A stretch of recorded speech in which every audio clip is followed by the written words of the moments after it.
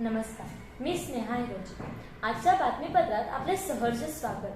पाहुयात काही आजच्या विशेष बातम्या.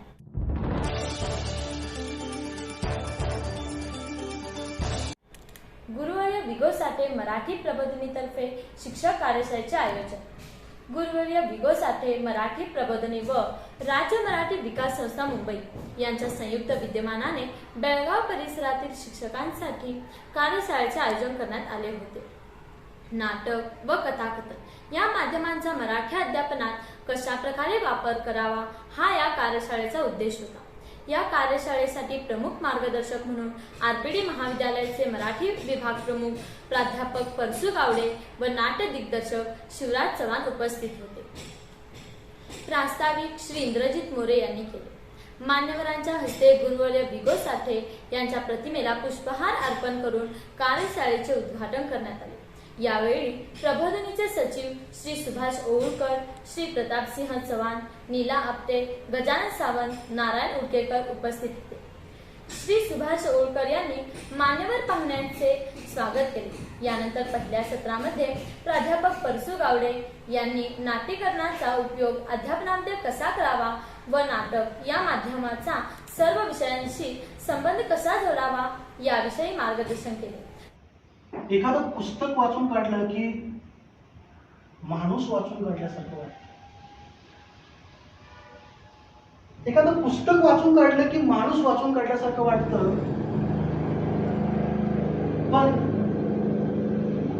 पण कित्येक पुस्तकं मी अर्ध्यावर सोडले,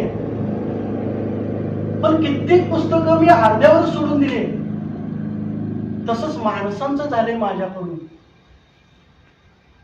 मला पुस्तकं समजली नाही असं नाही, किंवा माणसांबद्दलची उत्सुकता कायम राहावी तशीच म्हणून मी पुस्तकांना अर्ध्यावर सोडत आलेलं नाहीये.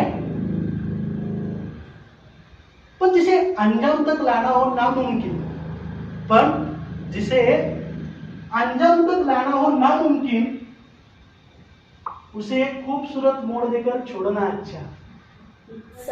तर शिवराज चव्हाण यांनी कथाकथन या माध्यमाचा मराठी अध्यापनात कशा प्रकारे वापर करावा याविषयी मार्गदर्शन केले. शेवटच्या सत्रामध्ये शिक्षकाने वेगवेगळ्या विषयावरील छोट्या छोट्या नाटिका सादर केल्या. तसेच शैक्षणिक साहित्य निर्मिती ही संकल्पना समजून घेतली. या कार्यशाळेत बेळगाव परिसरातील एकूण 70 शिक्षकांनी सहभाग घेतला होता. कार्यशाळेच्या नियोजनासाठी प्रबोधिनीचे सदस्य बी शिंदे, प्रसाद सावंत, धीरजसिंह राजपूत, गौरी चौगुले, स्नेहल पोटे, हर्षदा सुंठनकर यांनी परिश्रम घेतले.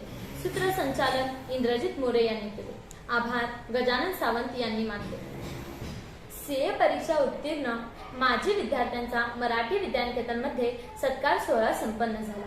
2024 या वर्षातील सीए परीक्षा उत्तीर्ण झालेले मराठी विद्यानिकेतनचे माजी विद्यार्थी पवन मारिहाळ, ओमकार सुतार व स्वप्नील पाटील या विद्यार्थ्यांचा सत्कार सोहळा मराठी विद्यानिकेतनच्या सभागृहामध्ये संपन्न झाला. पाहुयात याची विशेष बातमी. सीए ही भारतातील 5व्या क्रमांकाची सर्वात अवघड परीक्षा समजली जाते. पण याच परीक्षेत आपल्या मराठी विद्यानिकेतन शाळेच्या 3 विद्यार्थ्यांनी यशाचा झेंडा रोवत या परीक्षेचे आव्हान पार केले आहे. पवन मारिहाळ, स्वप्नील पाटील आणि ओमकार सुतार हे 3 विद्यार्थी या वर्षी सीए परीक्षेत उत्तीर्ण झाले. सन 2013-14 साली 10वी पूर्ण करून पुढील शिक्षणासाठी निघाले.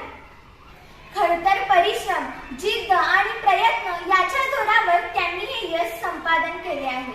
याआधी सनील हरगुडे, अतिश शिंदलगेकर आणि विनायक जाधव या 3 विद्यार्थ्यांनी सीए ही पदवी मिळवली आहे. आजवर आपल्या शाळेतील 6 माजी विद्यार्थी सीए या परीक्षेत उत्तीर्ण झाले आहेत. ही आपल्या शाळेसाठी एक गौरवाची बाब आहे. कार्यक्रमाच्या अध्यक्षस्थानी शाळा सुधारणा समितीचे अध्यक्ष सुभाष ओळकर उपस्थित होते.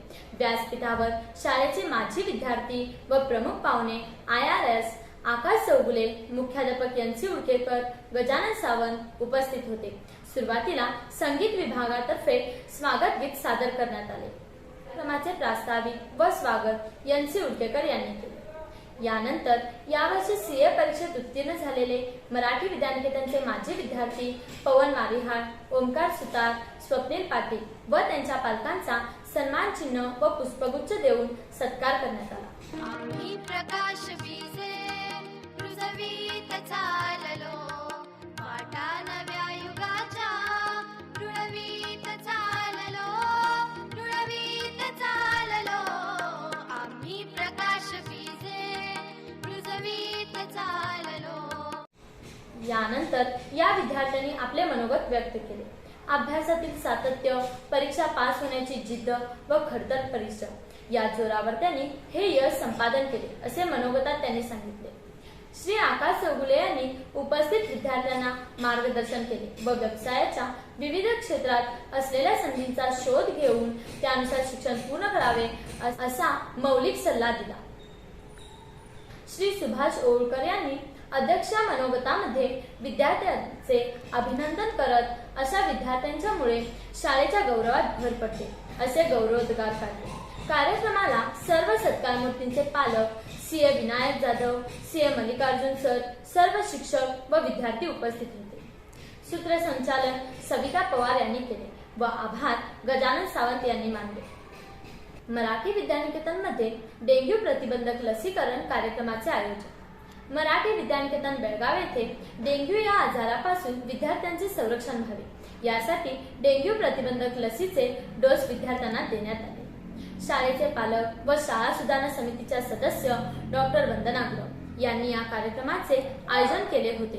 प्रथमतः त्यांनी डेंग्यू या आजाराविषयी व तो होऊ नये यासाठी कोणती काळजी घ्यावी याविषयी माहिती सांगितली व यानंतर सर्व विद्यार्थ्यांना रोगप्रतिकारक लस देण्यात आली. यावेळी मुख्याध्यापक गजानन सावंत, नीला आपटे व सर्व शिक्षक उपस्थित होते. बेळगाव तालुक्यातील माळेघाटी येथे रस्त्यावर कुणीतरी कर्णीबाधा केली होती. मात्र अशा या अंधश्रद्धेवर विश्वास ठेवू नका असा संदेश आपल्या मराठी विद्यानिकेतन शाळेतील शिक्षक MSFC विभागाचे शेती व पर्यावरण विभाग प्रमुख अरुण बाळेकेंद्रे यांनी दिला.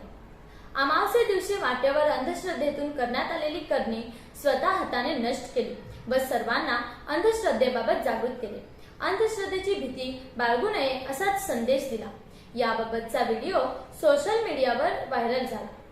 करणी बाधा उतारा याबाबत व्हिडिओच्या माध्यमातून जनजागृती केल्याबद्दल त्यांचे सर्व थरातून अभिनंदन करण्यात आले आहे. नमस्कार. ही अत्यंत चुकीची पद्धत आहे. असं केल्याने काहीही साध्य होत नाही. हा लोकांचा खोळेपणा आहे. याच्याने कर्णीबाधा वगैरे काहीच होत नाही आणि असं केल्याने विकास वगैरे काही होत नाही लोकांचा. तर उलट लोकांना याच्यामुळं त्रासच होतो जे कोण करतात त्यांना. आणि असं केल्याने माणसाचा विकास होत नाही आहे. ही निव्वळ अंधश्रद्धा आहे. शक्यतो सामान्य नागरिकांना जागृत व्हावं आणि अशा गोष्टी आपल्या आयुष्यामध्ये टाळाव्यात. कारण हे पहा, असं जर कोंबड्या कापून बकऱ्या कापून त्याच्यावरती नारळ ठेवून जर आपला विकास होत असेल तर कष्ट करायची काहीच आवश्यकता नाही आहे. आणि हे पाय सगळं साहित्य मी घेऊन जातोय आणि आम्ही वापरतोय घरी. इयत्ता 8वीच्या मुलांनी माहेश्वरी अंध विद्यालयाला भेट दिली. अंधशाळेतील मुलांच्या शिक्षण पद्धतीबाबत माहिती घेण्यात आली. ब्रेल लिपीतील पुस्तकांचे वाचन व लेखनाची प्रात्यक्षिके विद्यार्थ्यांनी करून दाखवली. त्यासोबतच विविध कलाविष्कार सादर केले. आपल्या विद्यार्थ्यांनी अंध विद्यार्थ्यांशी आपुलकीने संवाद साधला. या माध्यमातून विद्यार्थ्यांनी अंध मुलांच्या शिकण्याची पद्धत समजून घेतली. इयत्ता 7वीच्या विद्यार्थ्यांनी भात लावणीसाठी खानापूर येथील तिओली गावातील गीता साहू यांच्या शेतात भेट दिली. त्यांनी मुलांना भाताचे रोप कसे लावावे याचे मार्गदर्शन दिले. तसेच विद्यार्थ्यांनी नर्सरीला भेट दिली. जगदीश रेड्डी यांनी नर्सरीमध्ये असलेल्या वेगवेगळ्या रोपांबद्दल विद्यार्थ्यांना माहिती दिली. विद्यार्थ्यांची झाडाबद्दलची जिज्ञासा लक्षात घेऊन प्रत्येक विद्यार्थ्याला फळझाडाचे रोप भेट म्हणून दिले. या होत्या विशेष बातम्या. पुन्हा भेटूया पुढच्या बातमीपत्रात.